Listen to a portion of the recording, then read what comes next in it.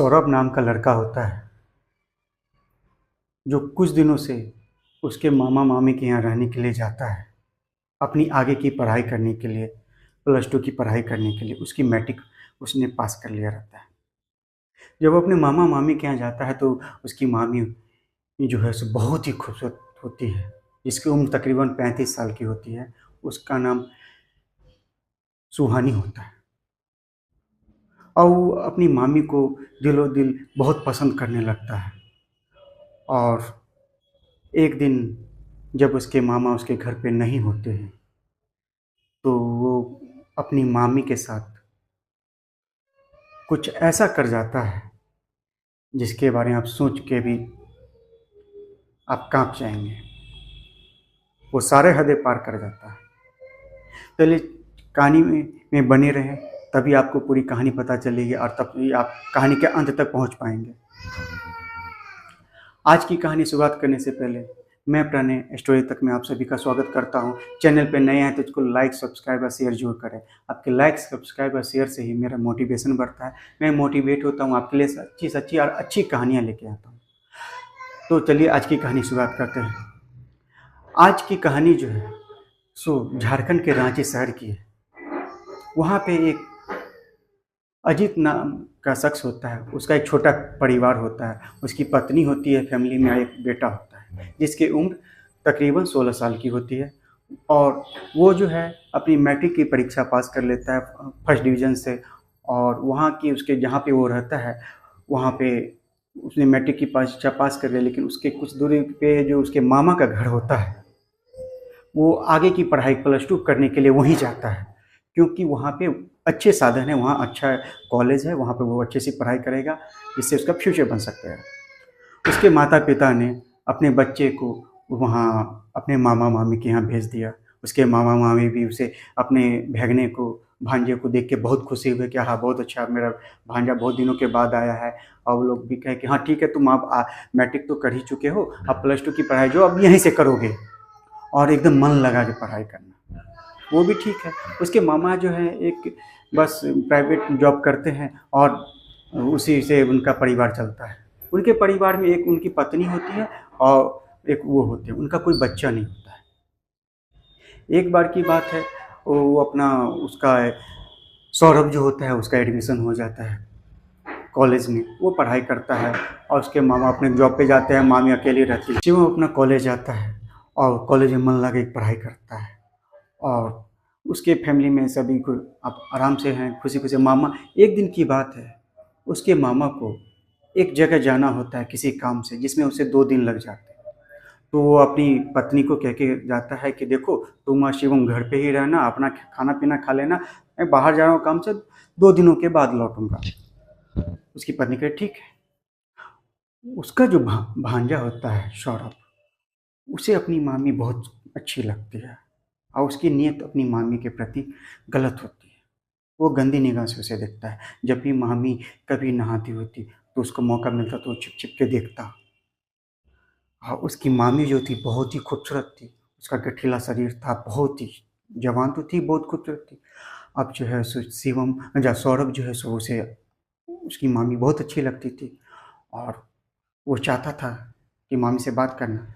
तो वो मामी से बात उत करता है, कुछ करता है, लेकिन मामी जो है सो कहती है, उसको बच्चा ही समझती है, अपना भांजा है, बस उससे कुछ कुछ बात करता है तो बस बच्चे समझ के बात करके उसको टाल देती है।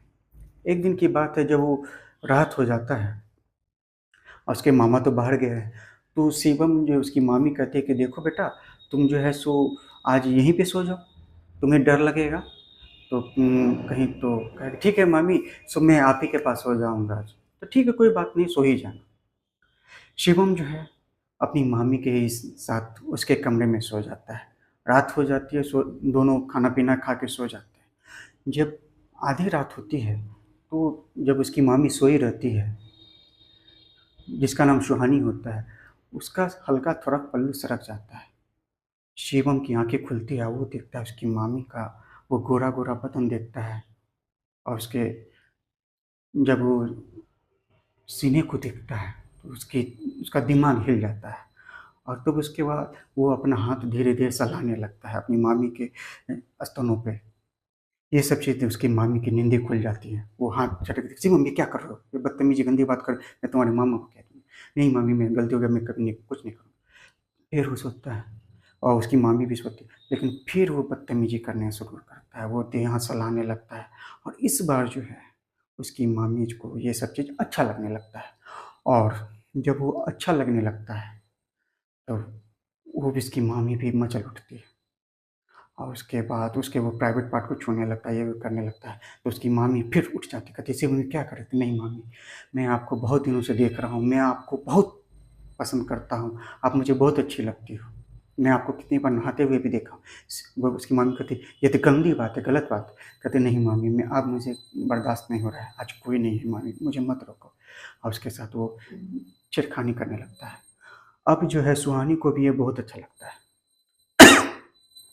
उसके बाद दोनों निर्वस्त हो जाते हैं और उसके बाद सौरभ जो है अपनी मामी के साथ संबंध बनाता है और जो संबंध बनाना शुरू करता है तो उसकी मामी की चीख निकल जाती है और वो बेरहमी से संबंध बनाता है और उसकी मामी को भी वो उसके मामा के द्वारा वो चरम सुख नहीं मिल पा रहा था जो आज सौरभ के द्वारा मिल रहा है। मामी भी बहुत खुश होती है उसके साथ, वो बहुत बढ़िया से उसका संबंध बना, उसे पूरी तरह संतुष्ट करता है। फिर रात हो जाती है, वो लोग सो जाते हैं। तो अगले दिन भी सौरभ को कॉलेज जाना होता है, लेकिन वो क्योंकि इसके मामा तो 2 दिन की छुट्टी हुई, आज भी नहीं आएँगे, तो किसी बहाने से मामी से कहता है मैं आज कॉलेज नहीं जाऊँगा, तो उसकी मामी कहती नहीं कॉलेज जाओ, तो मना कर देता है।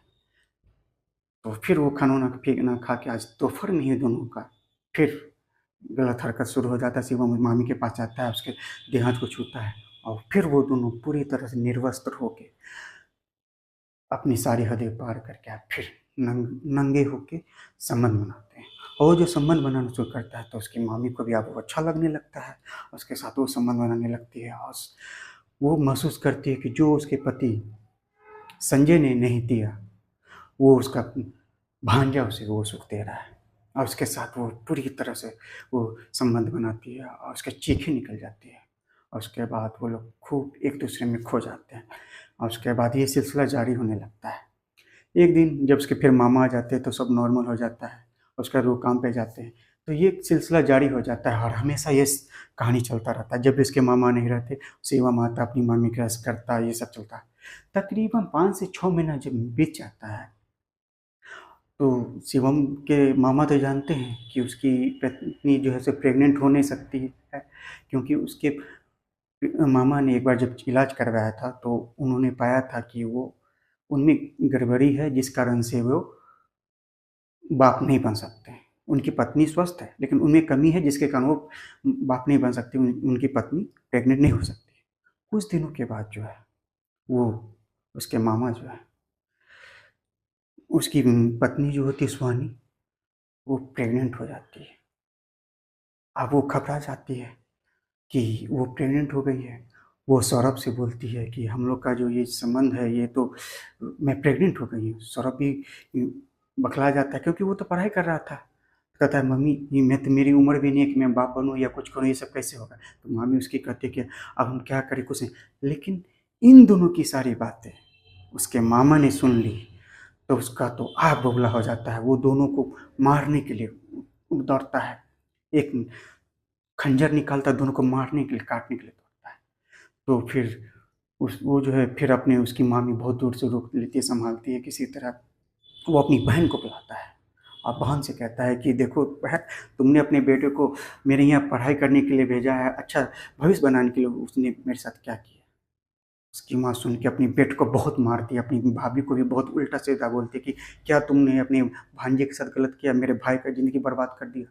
तो अभी ये सब चीज़ सुन के उसके एक तो दिमाग खराब हो जाता है। फिर कुछ दिन सोचने के बाद वो लोग जो है उस बच्चे को का जो है, क्योंकि उनके तो बच्चे हो नहीं रहे थे, उनका भगना जो है मतलब उसका संजय जो है वो भी जान रहा था कि उसके बच्चे तो हो नहीं सकता है। तो लेकिन वो क्या करता है, वो कहता है ठीक है मैं बच्चे को अबॉर्शन नहीं करवाऊँगा, मैं इस बच्चे को अपना नाम दूँगा, लेकिन आज के बाद तुम सौरभ से नहीं मिलोगी। उसकी पत्नी कहती है मैं मुझे मंज़ूर है, मैं आज के बाद सौरभ से नहीं मिलूँगी, लेकिन आप मुझे त्यागिए मत, मुझे डाइवोर्स मत दीजिए, मैं आपके साथ रहूँगी, आप बच्चे को अपना लीजिए। बहुत से उसकी उसकी बहन के, उसके जीजा के समझाने के बावजूद तो संजय जो है मान जाता है, कहता है कि वो भी सोचता है कि मैं तो बाप बन नहीं सकता हूँ। चलो ये बच्चा हो जाए तो क्या होगा, फैमिली बन जाएगा, सारा कुछ ठीक हो जाए सबके समझाने के बाद। फिर कुछ दिनों के बाद लगभग 6 महीने 3 महीने बीतने के बाद एक सुहानी जो एक स्वस्थ बच्चे को, लड़के को जन्म देती है। और उसके बाद जो है संजय भी खुश हो जाता है और पुरानी गिले-शिकवे को भूल जाता है। और उनका जो भांजा होता है वो अपने माता-पिता के साथ ही रहता है, वहाँ आगे की पढ़ाई करता है। अब संजय उस बच्चे को अपना लेता है और अपनी बीवी को भी अपना लेता है और उसके साथ सुखी जीवन जीता है। तो आज की कहानी यहीं पे ख़त्म होती है। आज की कहानी सुनाने का मेरा एक ही मकसद है, ना किसी को ठेस पहुँचाना, ना दुःख पहुँचाना। लेकिन हमें एक चीज़ की हमेशा बात को ध्यान देना है कि अपनी मर्यादा को, कोई भी रिश्ता, माँ भाई-बहन का हो, मामा-मामी का हो, चाचा-चाची का हो या कोई भी रिश्ता, उसमें अपनी मर्यादा को ध्यान देना चाहिए, अपनी मर्यादा को कभी नहीं लाँघना चाहिए। इसमें उसकी मामी का भी गलती है और उसका भांजा का तो गलती है, उसकी मामी का भी गलती है। उसे ये समझना चाहिए कि ये मेरा ननद का लड़का है, ये मेरे पति के की बहन का लड़का है, इसके साथ गलत नहीं करना चाहिए। तो आप लोग इसके बारे में क्या राय देते हैं कमेंट में ज़रूर लिखिएगा। चलिए मैं मिलता हूँ आपसे नेक्स्ट एपिसोड में, तब तक जय हिंद, जय भारत।